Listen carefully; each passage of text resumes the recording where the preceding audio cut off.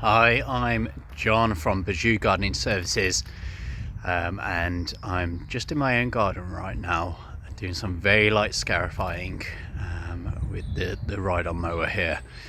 Now, scarification is a process of removing the top layer of thatch, so the grass that has died off, and moss, which may be starting to erode your lawn and take over if you've particularly got an area that is prone to damp and not much sunlight, so around large trees or large shrubbery. You might have a lot more moss than the natural grass swords on your lawn.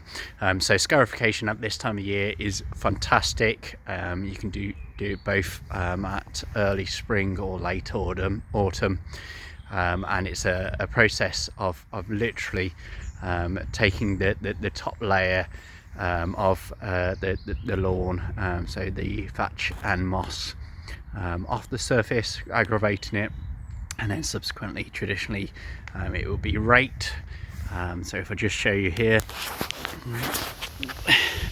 you can see that the machine has passed along this path and literally taken the top layer of moss. So if we just grab this here, you can see how little of the handful here is actually grass swords, and a lot of it is moss, which is very surface level plant.